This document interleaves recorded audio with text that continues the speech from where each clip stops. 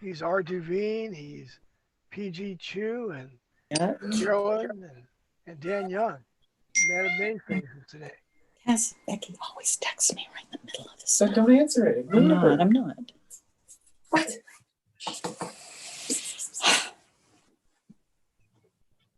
Hi, Lucianne. Hi, Cindy. How are you? Good. How are you doing? Doing good. Good. We're live now. Oh, you're in your office, Cindy? Oh. I'll be quiet.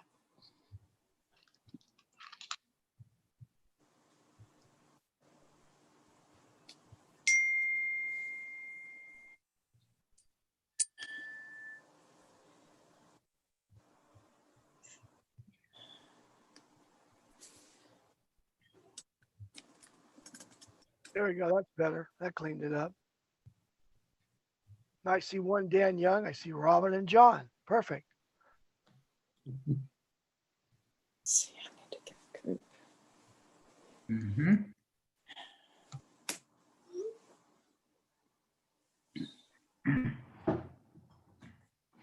You actually have a quorum right now, Robin, just to let you know. All right, let me. Whenever you want to start. It's 5:59, so I'm going to wait at least 1 minute. Okay.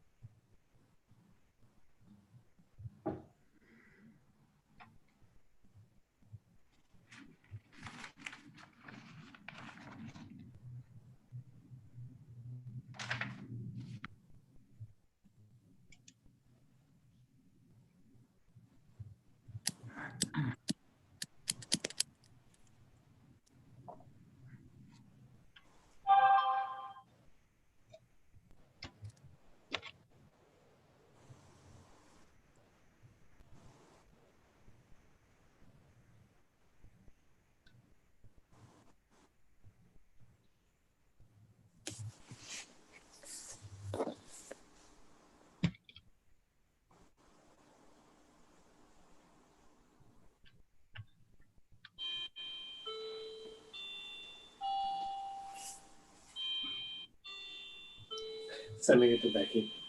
Told her you're moving.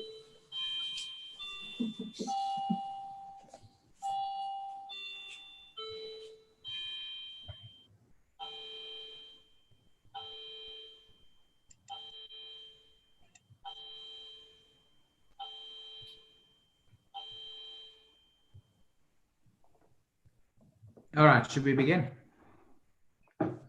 Okay, 6:01 p.m. Good evening. January 12th, 2021. So I'd like to call to order, please, the Independent Citizens Oversight Committee for San Diego Union High School District. And with that, I'd like to call upon Cindy, who will read the protocol. Okay. Welcome to the January 12, 2021 meeting of the Independent Citizens Oversight Committee. This meeting is being held in accordance with State of California Executive Orders N-25-20 and N-33-20 and Public Health Officer Regulations updated on October 10th, 2020. This meeting is being conducted virtually. Tina Douglas, Associate Superintendent of Business Services and Facilities Planning and Construction staff John Adelman, Mike Coy, and Dan Young are attending the meeting remotely. ICOC President Robin Duveen will be leading the meeting remotely with other ICOC members participating remotely. Public comment protocol was included on the agenda, and the public has been given the opportunity to submit their requests to address the committee prior to the start of the meeting. Public comments received will be read aloud at the start of the meeting.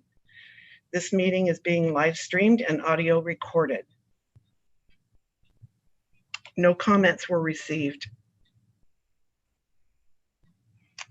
Is that it, Cindy? Yes, that's it. Thank you. So let's please stand for the Pledge of Allegiance.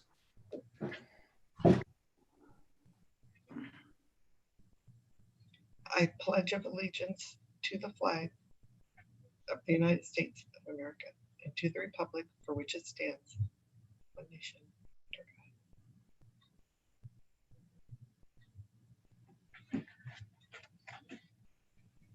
under I think everybody lost their voice. God. Yeah, they're all on mute. All right, so we'll just say that everybody said the Pledge of Allegiance. And we'll go from there. So with that being said, welcome everybody. First Oversight Committee of the year, right? Goodbye to 2020. I think that's probably how we all feel. And hello to 2021. It's nice to see all of you, excuse me, virtually. That is, and hopefully towards at some point this year, we could actually see each other in person. I don't know when that will be, but hopefully maybe towards the middle of the year. That would really be nice. I hope you are all good. I hope your family is all good. I hope you all had a good holiday.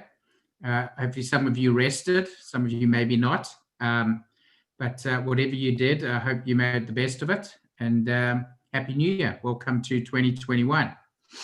So let's start with the approval of the minutes. This is the October 20th, 2020 regular meeting. So if I'd like to call for a motion, please, for the approval of the meeting minutes. Can I get a motion, please? I move that we approve the minutes from the last meeting. Thank you. And can I get a second, please? I'll second. Christina. All right. Second. Thank you. Mm-hmm. So that would take care of the official approval of the minutes of the October 20th, 2020 regular meeting. I'd like to just take roll call of that as well. So I'm going to ask Cindy if you can please orchestrate that. Okay. Ms. Chow, I don't believe she's on. Mr. Chu? Here. Mr. Duveen? Yes. Ms. Flicker? I don't think she's on either. Ms. Larson? Yes. Ms. Leva? Here. Ms. McCauley? Yes. Mr. Peck? I don't see him on. Mr. Wood? Okay. Thank you.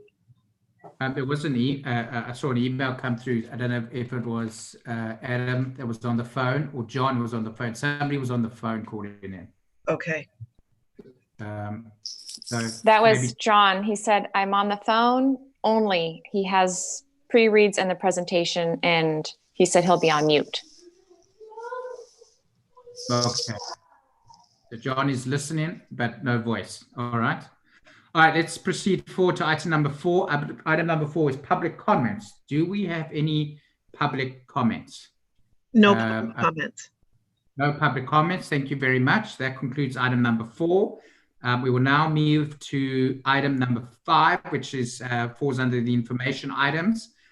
And I'm going to hand this over to Tina. Tina, nice to see you. And so forth. We spoke a week or two ago, so it's nice to see you. And we'll hand over to you, Tina. Okay, so a couple of things. One, for those of you that saw the email, we have end of terms for our ICOC members. ICOC members can serve 3 two-year terms. So we were just looking to find out who would want to continue and who could not. So we did get some information about those that will not be continuing. I believe we have 2. Cindy, correct me if I'm wrong. But I believe we have 2 that will not be continuing on. We currently have 9 members, but our bylaws say that we can have as long as we have 7. So what we'll be looking at then is with the 2 that are no longer going to continue, we might be looking at recruiting a let me see, we've got, well, we'll have to look at the matrix, but it looks like we may need a parent, if I'm looking at this correctly. So we may have to go out and see who else might be interested and try and do some recruitment. So I wanted to make sure that you guys knew that. And then if there is somebody else that did not say that they wanted to continue, that's on the phone, if you didn't want to let us know, because we would have to start recruiting for that. Did I miss anything, Cindy? No, I think that. Okay. I think that's good. Hey, Tina, I don't think I realized that we needed to notify you ahead of time, but I was not planning on continuing for the next term for myself. Okay. Oh, Geraldine, well, we're sorry to see you leave, but we're grateful for all the time that you've given us. So thank you so much for that. So sorry, Tina. So can you just confirm who? So the three that will be leaving, right? So it'll be Christina, right? Correct. John, and Geraldine. And when is the last day? When is the last day? April. End of April. Our April meeting. There's no specified date, so we just say the April meeting because there isn't an exact date in the bylaws. So they will attend the April meeting. Is that correct? That will be their final meeting. I don't know, Cindy. Would that be the new term for the new group? Would be the April meeting, which is like the 20th. That would be the first meeting for the new people coming in. So this would be their last meeting tonight. Is that correct? Well, you'll probably have a special meeting in March for the audit for the ICOC annual report. Correct. Okay. So we will, and that's on that's in our discussion action items later in the agenda, where we talk about the special meeting. But this won't be the last time that we see some of them, depending on who it is that decides they want to help with the annual report. Okay. So now with that being said, we'll have three that, and so we'll look, as you all know, we have to have a certain person in different organization member, a parent of an enrolled student, a business organization member, a taxpayer, and a senior organization member. So based on now who's leaving, we'll look to see, in some cases we have some members that fit multiple of those categories. So we may be able to say this person is now covering this category. So we might be able to do some of that.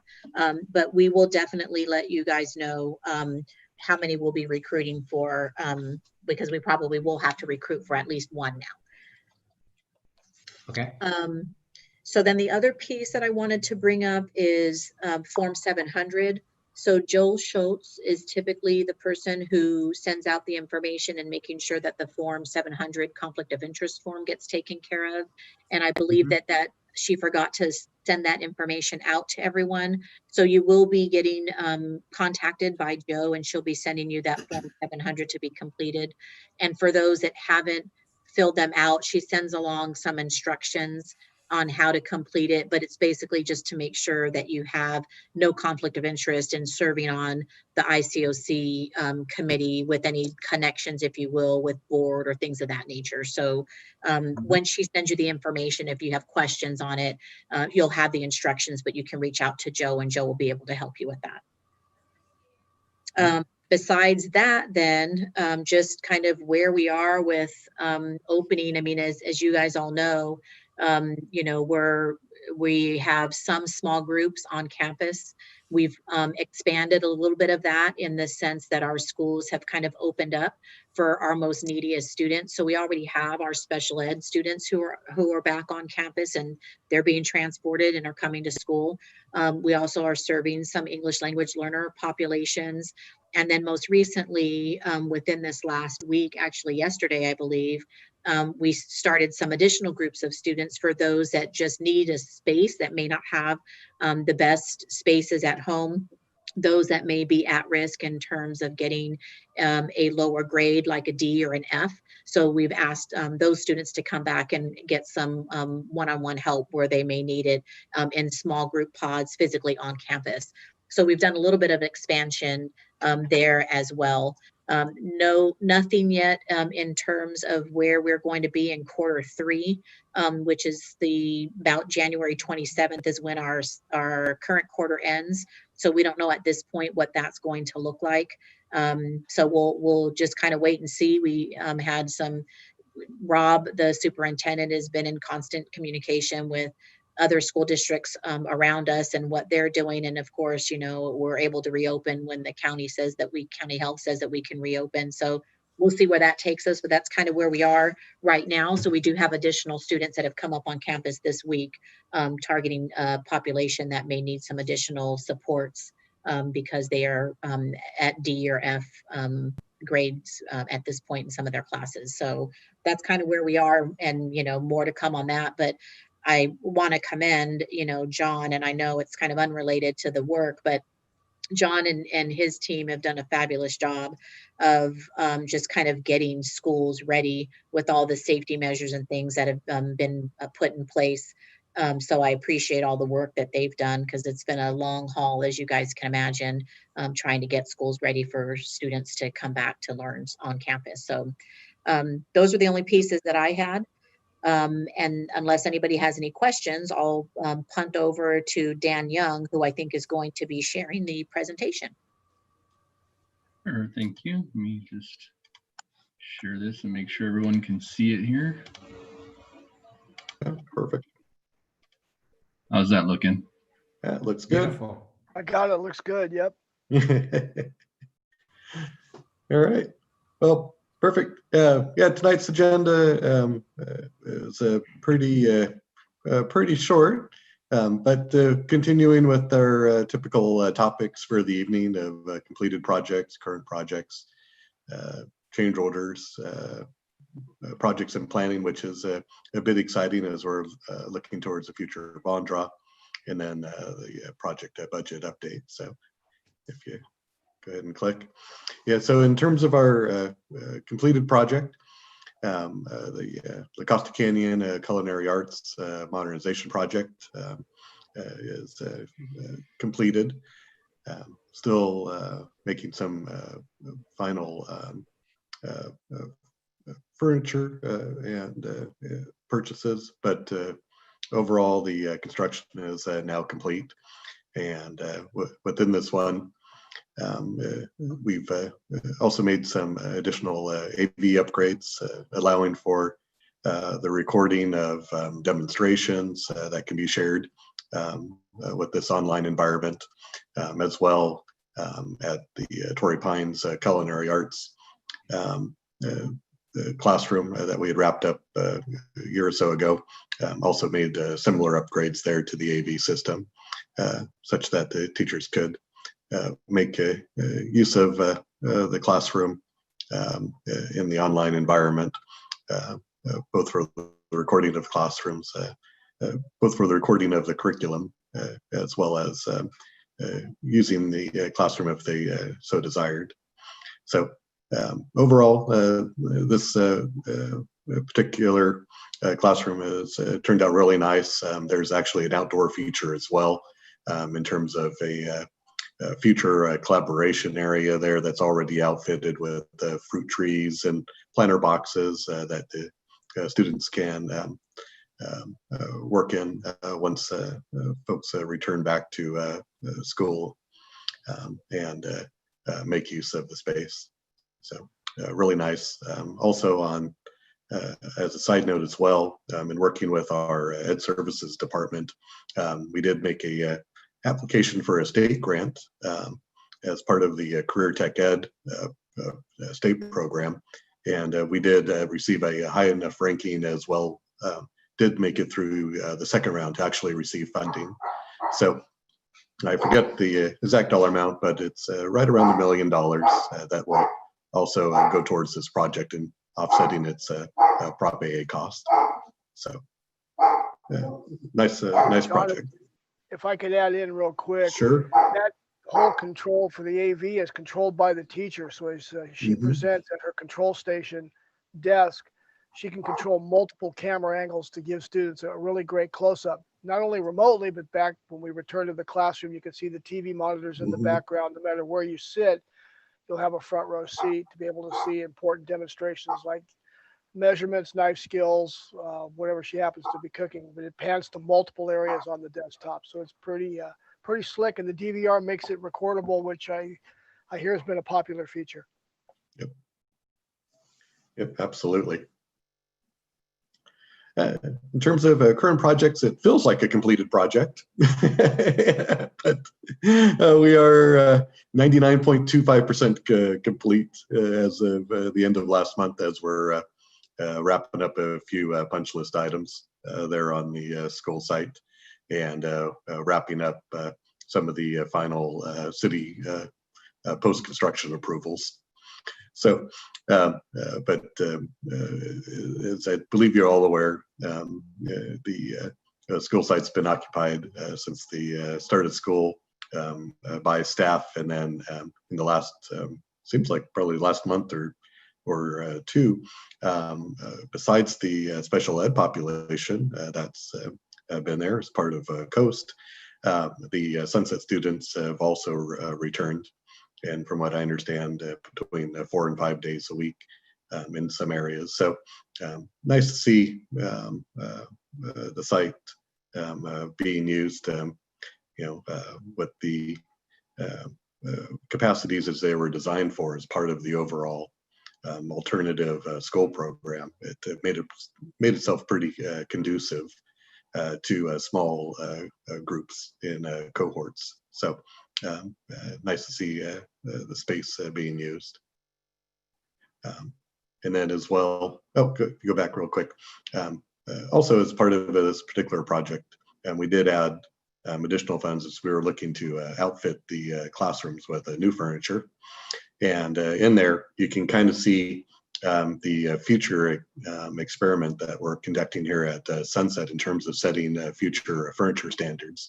So with Sunset and its particular program, it allows us to put a lot of different pieces of shapes and sizes within the classroom. But besides providing a future collaborative space for Sunset students, using these different types of furnitures, it also allows teachers from other school sites now to come to Sunset and get a sense of what furniture pieces might be made available to them in their future classrooms, or as part of a future classroom standard. So it's pretty cool to see. And if y'all haven't had an opportunity to swing by or drive by, we could probably sneak in a tour here or there. If you'd like. It's a nice site to definitely check out. I like the pavers in lieu of the concrete. I know what their function is, so we don't have to go into that, but I really like the look of it. Oh yeah, it turned out nice, and it's definitely one of the stormwater features. So yeah, right. Go ahead, Dan. So between the last meeting and now, there's no change orders that have occurred as we're wrapping up stuff. Yep, that one makes it easy. Yep. Go ahead, Dan. Every client feels good when you do that, John. Exactly. And projects and planning. So we are, we are now in 2021. We are hopeful that we might be able to issue the next set of bonds as part of Prop AA. So we're waiting on that decision to be made. We still have some dollars as Mike's working towards the final push there on the AV technology improvements. And you want to speak to that, Mike, real quick? Yeah, excuse me. Thank you. A lot of our sites, believe it or not, even CCA has some pretty antiquated equipment. So we'll be doing individual classroom upgrades, depending on the technology will vary depending on the program that we're serving. as well as CVS, which we've already done some, and we have another push to make it to the finish line. And of course, Degano, we got about half that campus done, and with the modernization of the C&D building that John will talk about in a minute, we'll be doing some upgrades to the technology in those classrooms as well. So long overdue with distance learning. Between that and outdoor wireless, they're popular topics. Yep, absolutely. Yeah. So, as part of this upcoming bond draw, we're looking towards quite a few modernization projects. One of those would be C&D buildings at Degano Middle School. And the modernization of this side, as well as some of the others, all have a little bit different flavors. This one here at C&D, as Mike said, includes some audio visual, but we'll look at some of bit of the building envelope, some of the finishes inside, whether it's improvements to the casework or carpet and paint, window improvements, as well at these two particular buildings. As we've been making progress through the school site, one of the things we have to come back around to is some of the landscaping. So we've taken out the planter beds around those buildings, and we'll look to put back some collaborative spaces, whether it includes some kind of drought tolerant planting and or various types of outdoor seating areas. So there'll be more to come on that, but as we are wrapping up projects like culinary arts and Sunset, and wrapping up our final audits of other open projects like arts and humanities at San Diego, we're finding a bit of savings that are allowing us to move forward, at least in design, to get a head start on a future bond draw that would eventually pay for its construction. So go ahead, Dan. Yeah, one side comment on Degano. Those C&D building classrooms are some of the smallest in the district, and the usable space is encumbered by a lot of casework that isn't very efficient. So we certainly look to improve the existing footprint to make it flow a little bit better. Yep, absolutely. Yep. Dan, you want to touch on Oakcrest? You've been working really hard on these. Yeah, so I'm looking at Crest Hall modernization and the balance of the Fire Road. So some of you may recall when we originally submitted the master plan for Oakcrest Middle School to the city, it included establishing a fire lane throughout the campus as one of the major safety features. And so this represents just the last piece of that. We have it in through the campus. And now this will connect the south end to the existing fire lane that we did as part of the A building construction and the H building for science on the east side of campus. And then the Crest Hall modernization is similar in scope to what John was talking about with C&D at Degano.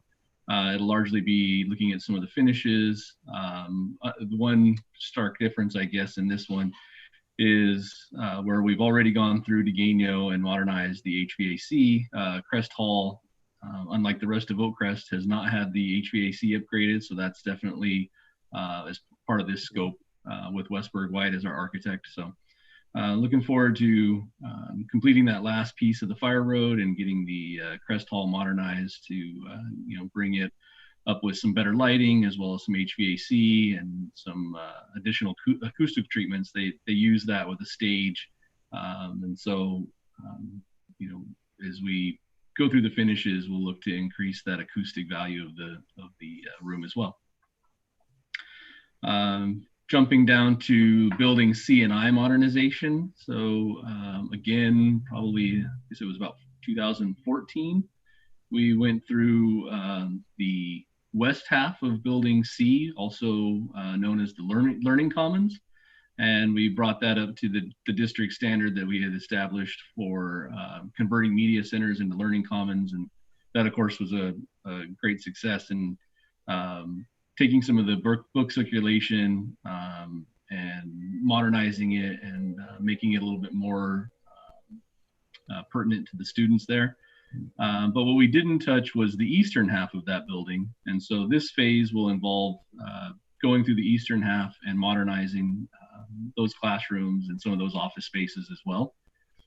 And then the I building modernization is largely going to be a special education component, where we're taking a couple of the classrooms that were made available as part of bringing on the science classrooms.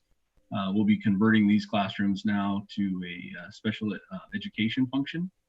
And with the disruption of this year and kind of the scope of the work that we have in Building I, we really determined that it was more than what a summer sprint would allow us to do in just the what normally is 8 weeks is actually shortened this summer because of a bell schedule change that the district has implemented. And so we were really looking at that, saying that, you know, this is probably more work than we could pull off in about the 6 or 7 weeks that we're going to be allotted.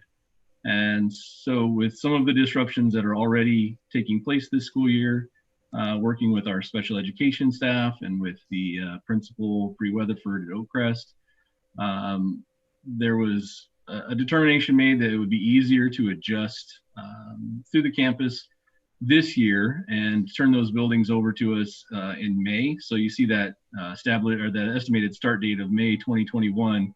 So we're going to go ahead and get started on that building before the school year is out, in order to have it complete and ready for the school year when everybody comes back in the fall.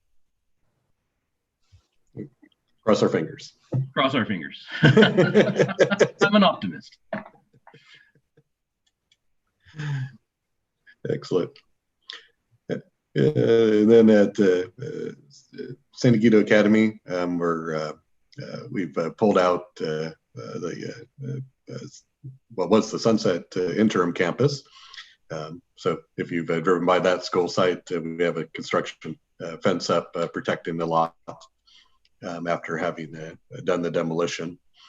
And then as well, based upon some of the savings that we've have received as we close out some of these projects, we've incorporated some other elements in regards to bringing forward essentially from the year 2035 as part of some of the athletic improvements at that school site. We've moved forward at least the outdoor play courts, as that parking lot and the play courts adjacent seem to make some sense as some of the improvements kind of relate to one another. So with that though, you want to speak to some of the other elements going on within that project, as well as the modernization? Sure. So as part of this parking lot project, and with the fact that this is also in the coastal zone, there is quite a large stormwater treatment function of this parking lot. In fact, the entire parking lot will be stormwater treatment. And in addition to that, the outdoor play courts, while they don't add to the impervious surface, they add to the surface of what we'll have to treat as part of the city's priority development program with the coastal development permits.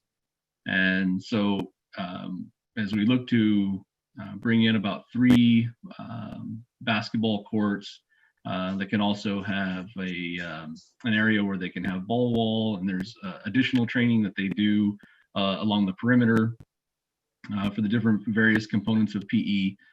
This will establish an area that had long been kind of more or less, I guess you would call, swing space. We did have some athletic outdoor exercise equipment there at one point, and then we had used the area as swing space to bring in interim facilities for both art and we had even had a culinary in there at one point. So the space had been, used quite a bit just as we established the new culinary arts building, or the new culinary arts classroom, excuse me, and the both math and science and arts and humanities, and of course Sunset further down in the parking lot. So we'll look to turn that back over to as a PE component with removable basketball courts, and also with portable volleyball stanchions, and so that can be a multitude of different things between pickleball and volleyball and basketball. And then looking at the AB and IV modernization, we have just recently started to do some exploratory work on this project. And one of the things that John and I were just updated on last week is the conditions of some of the foundations in this building. And it sounds like the news was much better than we were originally told to brace ourselves for. But there are some remedial work that we'll have to do in the foundation. It's a post and pier raised foundation, and the buildings are let's see, nearing, what is it, 84 years old, so 85 I guess this year. And so with a post and pier foundation and over time the concrete in some cases is just showing some minor surface deterioration that we'll have to address, and some of the posts and piers and the floors need to be leveled. So that'll all be part of that modernization. And then, of course, along with that, any of the ADA upgrades that we'll have to do, there's some restrooms in that, and it'll be largely finishes and ADA path of travel, restroom modernization, and of course the structural stuff that we discovered in part of our early investigation of the building. I assume all that 85-year-old post and pier has been retrofitted for earthquake in the last 25 years or something, maybe 30 years, or no? I don't know that it's been done in the last 25 or 30 years. Certainly as part of what we go through, there will be some seismic upgrades that we'll have to make to the building. So that was part of the investigation of the foundation, is beyond just what might need to be remedial work, is also what we'll have to do in order to bring the seismic upgrade up to standards. Yep. Great. There's a message that came in from John. Did you guys see his message here? Yes, that is He on had a the question here. yeah. That he's on the phone and he's listening and taking copious notes. Oh, he has a question here. What was the question? He said he can't get off mute, and he has a question regarding accounting for COVID-related updates. Is there a mechanism to identify those improvements that are driven by COVID? And then if federal or state funds are made available in the future, it could be helpful to make the case for reimbursement or new funds. Oh, sure. Yeah, so at least as part of these modernizations, as they're looking forward, they're kind of beyond the horizon of the immediate funds that are currently available. So, not so much within Prop AA, within some of our other capital funds, where either we're purchasing, portable HEPA filters, or making HVAC improvements and or repairs. Yes, we're keeping track of those dollars with the hope that we'll get reimbursed. Absolutely. I have kind of a follow-up question on that. Sure. Is there any more consideration given to try and keep things flexible? I mean, hopefully that this will end soon, but it seems like it could happen again. Is there any changes to any future plans that you're making to accommodate things like this? Oh, sure. Well, yeah, good examples on the mechanical side. We've been having a lot of discussions here in the last few weeks as we're looking at school sites that were not necessarily going to be addressed by Prop AA, in terms of those improvements. When Prop A was passed back in 2012, some of our school sites were only 8 years old at the time, and are now closing in in their late teens, and one other now I think is now 21 years old. and so as part of looking at replacing those systems, definitely looking to bring those up to the 2019 building code.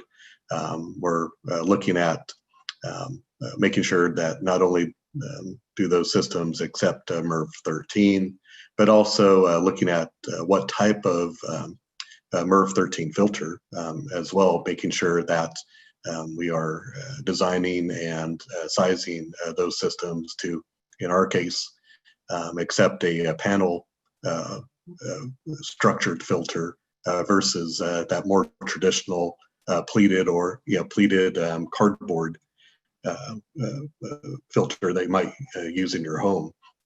So the reason for that is within a panel type filter, you are able to get 100% seal between the filter and the well, whereas with the typical 2-inch MERV 13 cardboard pleated filter, you have the worry of bypass, as well as our proximity to the coast lends itself to the cardboard becoming wet and deteriorating and failing and causing additional problems.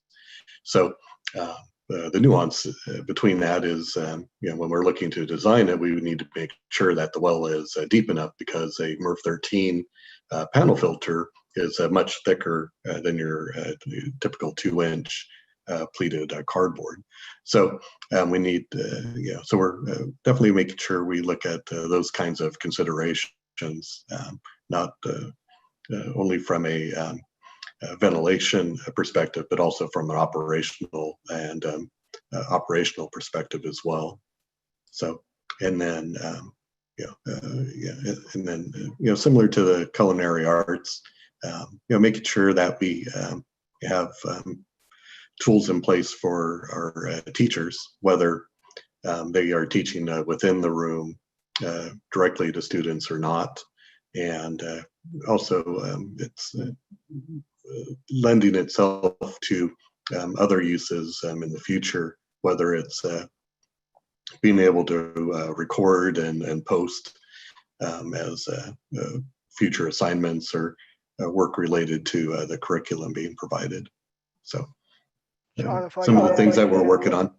One of the Sure. hot topics right now is outdoor wireless. We have a lot of Yes. sites that are pretty comprehensive end to end, but we have some of our early sites that we didn't really expand the outdoor wireless to its fullest capacity. So we're working Yep. right now at La Costa Canyon, for example, to provide that outdoor wireless, and that in itself will help more outdoor instruction. You can bring your laptops, your Chromebooks outdoors. You'll be able to social distance more easily. Let's face it, March 13th, we shut school down. We had to get up and running with distance learning in a real big hurry, and we have learned a lot. So all those learnings that we've had from March to now are being incorporated into the classroom audiovisual, like John talked about. And John's furniture model and Dan's furniture model over at Sunset with flexible furniture and flexible classrooms, I see that growing quite a bit in the future for us. Yeah, and as part of that conversation, like we were talking a little bit earlier there about the modernization at Degano, creating that larger interaction between the indoor space and the immediate outdoor space outside those classrooms. So rather than just going back and installing landscaping, we're really looking at it with an eye of not only how to beautify the area, but also lend itself to more of an outdoor setting as well. So. Good question. That's perfect. Thank you so much. It's good to hear that you're thinking ahead for the flexibility. Thank you. Yep.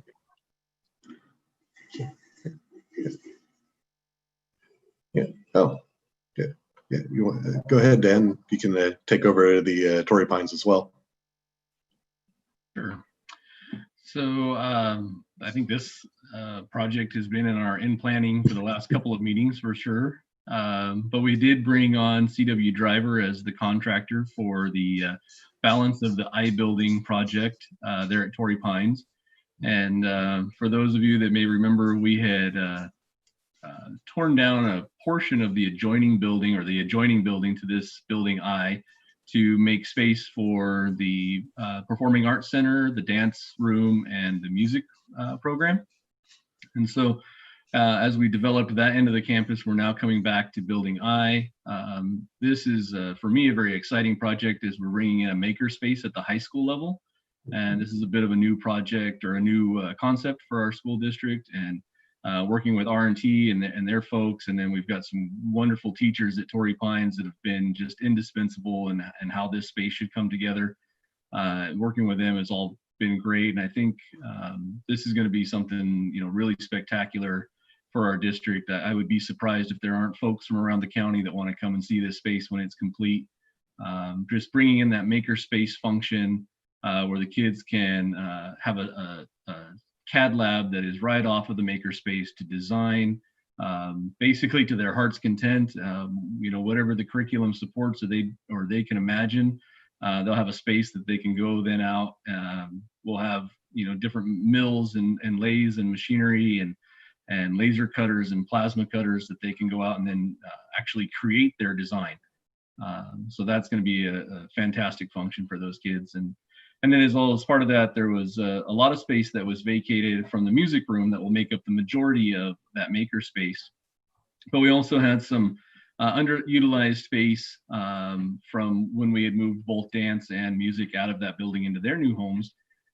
So we're also going to be able to incorporate a new digital arts studio into this. And some may remember that when we put the culinary arts program in this I building, we actually moved a digital art studio over to the B building at Torrey Pines. Well, now we're going to build their new permanent home and move them back into the I building, as well as taking some space that was originally kind of allocated for a robotics program that was there.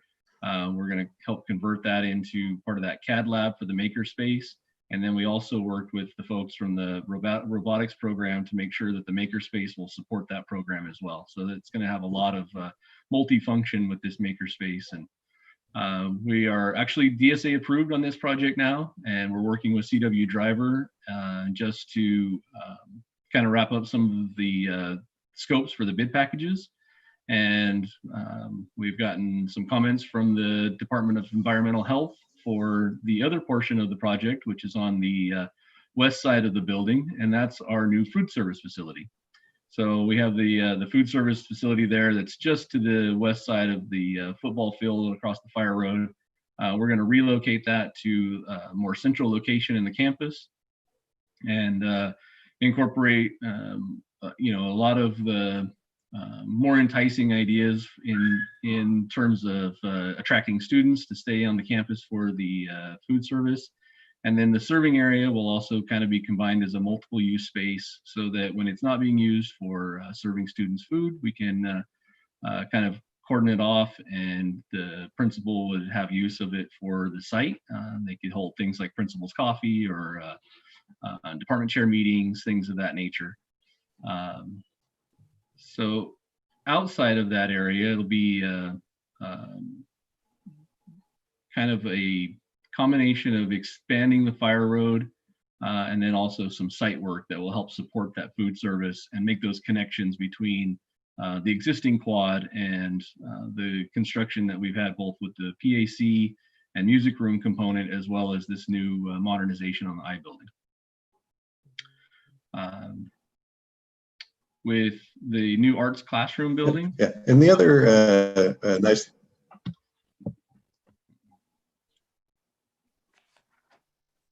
Oh, you're breaking up there, Dan. Oh, I was deferring to you. Oh, okay. I was just going to say before you leave the balance of the I building, we also had worked with our Ed Services Department on the Career Tech Ed side. The CAD Lab and Makerspace was also part of a application project. Was also part of a CTE application process, and as well, we were able to put together a package that received a high enough score to get into the second round of funding through OPSC, and we also passed their metric as well. So. As the state issues their new construction bonds, will also get to receive some additional dollars to put towards the makerspace. In particular, it'll help offset the cost of those lathes and laser cutters and plasma cutters that Dan was talking about. So it's been a nice joint project with our career tech ed side of the house. They still maintaining the auto shop in there and the wood shop too, I think, right? Yes, great question. So yes, absolutely. We're maintaining the auto shop, and we're even seeing a little bit of a transformation in the auto shop as they look to kind of incorporate more of a transportation feel. They're looking at, from a curriculum standpoint, looking at some of the aeronautics or some train transportation, mass transportation, and then what's been really cool is incorporating even hybrid technology into their curriculum. So they have some support now to learn about hybrid automobiles and EVs. So that's been very cool. Yep. And then, of course, the wood shop is very much staying there, largely in the component that exists now. Yeah, you got to do something with the electric cars, right? When they come in, just change wheel bearings, I guess. Well, yeah, it is pretty cool. As part of that, they do get to work on the batteries as part of those vehicles as well. And the cool part of that program is it will feed into Maricosta College as part of the overall career tech ed program. So it's, safety first, man. There's a lot of volts. Yeah, absolutely, absolutely. So yeah, very cool program. Yep, absolutely. And I think I forgot to mention too, when I was talking about Building I, that we fully intend to have this project bid out here late winter, early spring, and we definitely want to take advantage of being able to get in there if we can, as best we can, for the spring break to begin some of the selective demo and there's some abatement and things like that we want to take advantage of during spring break. So that project will be out to bid here very soon. For the new art classroom and building, this campus green and parking lot. So on the north side of this I building, there is currently there's the auto shop yard that we just talked about. And then north of that is an area that we've largely used as swing space, or we've used as construction laydown area. We will use it for construction laydown area as we start the balance of Building I. But when that is complete, and as John mentioned, the funds from the new bond, or the new bond draw rather, come through. We have scheduled, and we're in about design development stage right now of the drawings and the design work. A new art classroom building, an improved parking lot area that includes some accessibility upgrades, and then also a couple of digital arts classrooms that will be more adjacent to the PAC itself. And so these new art classroom buildings were, these students are currently housed on the kind of west side of campus by the athletic area in portables that we originally brought in as science buildings, and they've been now converted over to art buildings. And then that will free those buildings up to be returned, and we'll have the new art classroom wing there on the north side of the campus, just north of where the auto yard is now. And there's currently some thought to replacing or improving, enhancing the storage along that area, because both the art and the auto shop will have a storage component that we'll look to enhance and improve.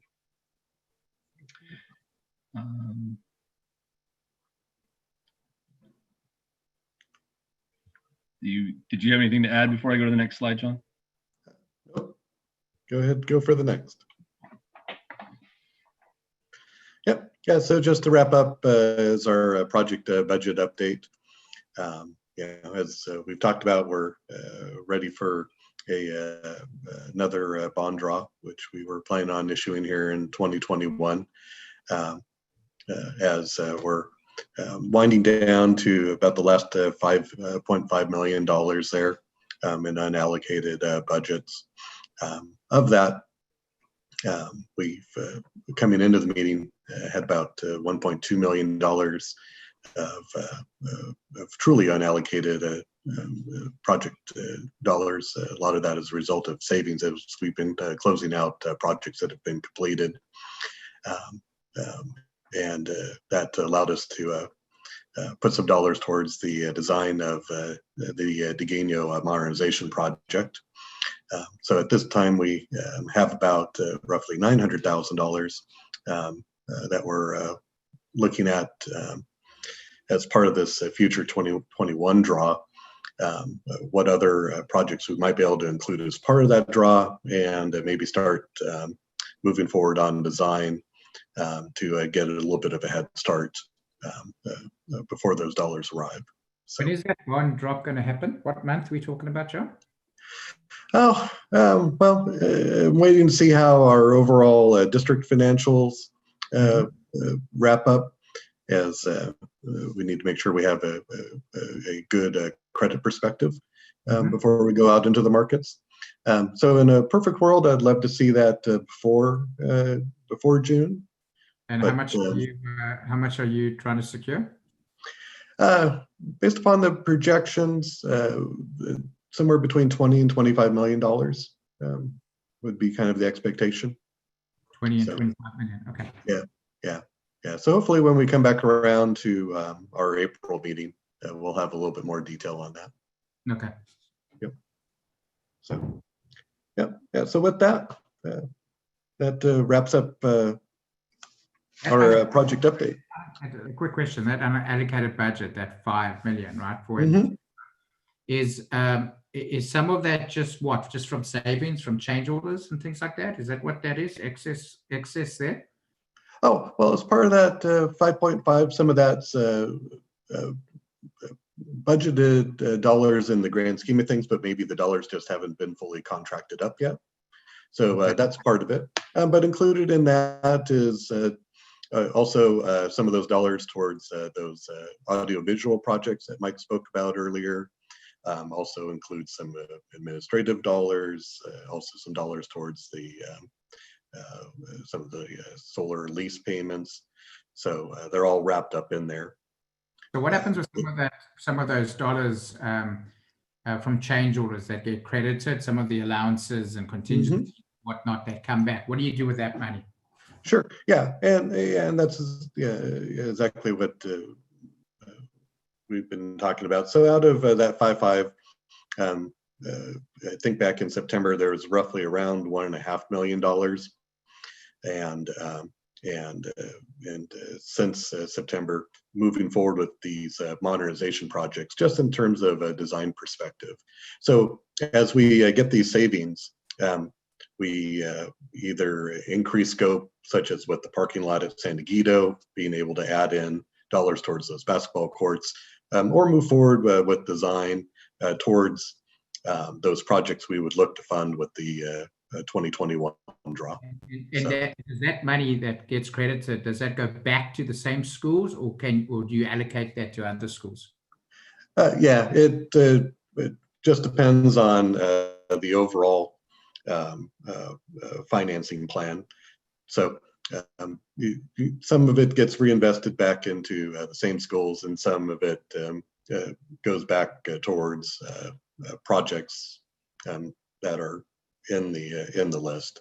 So, San Diego savings for arts and humanities is going towards the advancing the athletic portion of it, but savings like say for like La Costa Canyon as part of the culinary arts project that we're working on, those savings will likely go towards advancing design at Degano and Oak Crest. So and the principals don't get upset when you rob from Peter to well, they're usually pretty happy because we're wrapping up their projects and getting out of their hair. No, that's not your job, right? That's Tina's, right? Or Superintendent Hades. I got it. All right. Thank you. Yep. Thank you. Is that the end of the presentation? Yeah. Yeah, it is. All right. Any questions? Any further questions? Anybody? So I do like the template, by the way, the new template, the color, the look. Nice. So it feels like they change it every month now, huh? Whoever your graphic designer is, it looks very nice. Yeah, Teresa Doyle in our department, she's our air traffic controller handling our calendars, but she does a great job with the design of the presentation. So I'll definitely let her know. But let her know that I actually noticed that, right? Yep, absolutely. Hey, John, I have a quick question. Sure. Okay, well, you were talking about it at San Diego Academy and the buildings that were, the portables that were used for the sunset prior Mhm. to them. And then you mentioned demolish. Did you end up demolishing were they old, or what happened to the? Oh, well, the relocated? relos we actually did return back. Okay. So they might have preferred that we demolished them. Yeah. But yeah, the foundations and the infrastructure that was there, and the walkway pavers, those have all been. That was demolished. That was the part of demolished. Removed. Okay, because I was going. And, yeah, wanted to 'Cause I- protect it not only from students, but also just from Mother Nature itself. So. Right. Okay. Thanks. Okay. All right. Any other questions? Anybody? Otherwise, I'm going to proceed forward. All right. So let's move on to item number 7. So we're getting towards the end of the meeting. This is the establishment of the ad hoc committee for the wonderful job of the preparation of the 2019 annual report.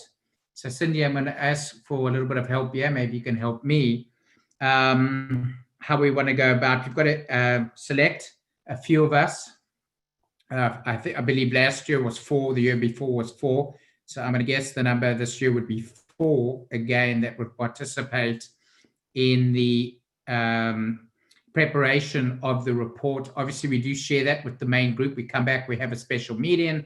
The main group obviously has the ability to comment, and/or we can change the report accordingly. And we can go from there. I think John does join that meeting. Tina does join that meeting. So if there are any questions and so forth, they're there to be able to answer that. We do our little final tweaks.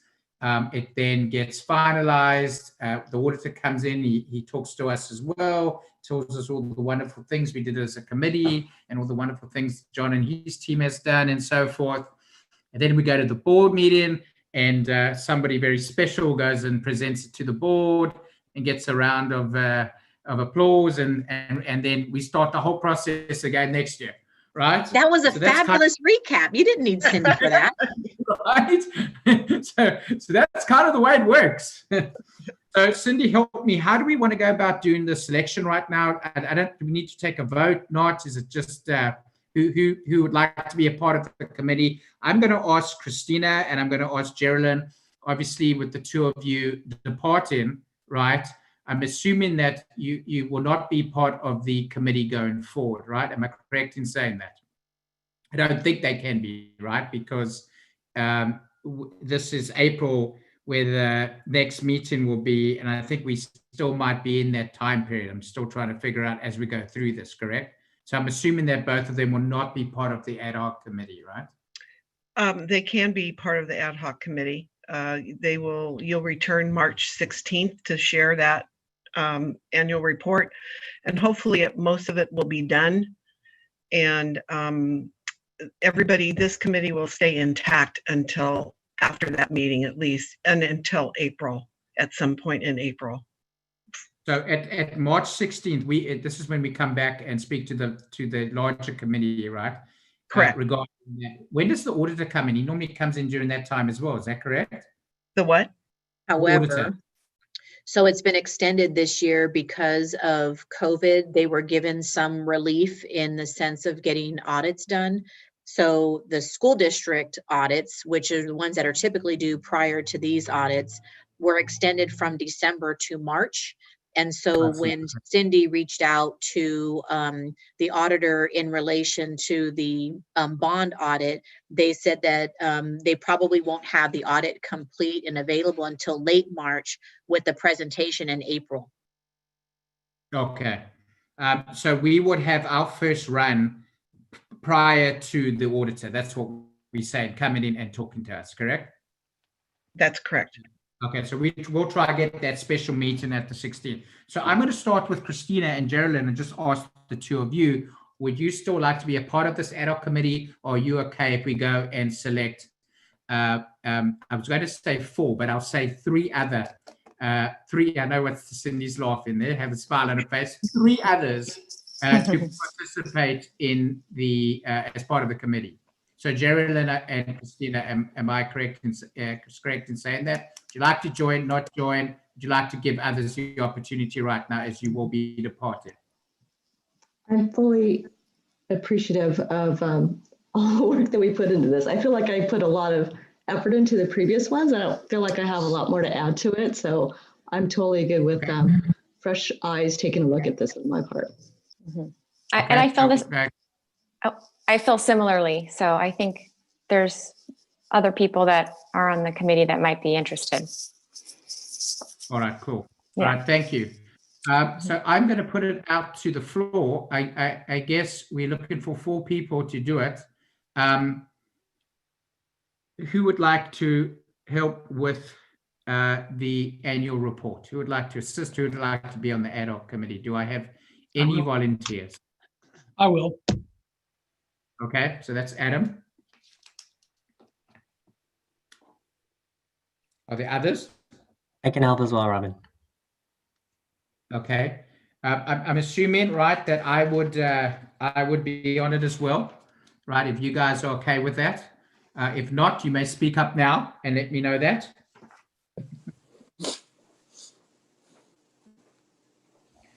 So I'm looking for one more. Is there any one other person that would like to? Otherwise, it would just be the 3 gentlemen that will take it on this year. But we don't have to have a specific 4. Am I correct in saying that, Cindy?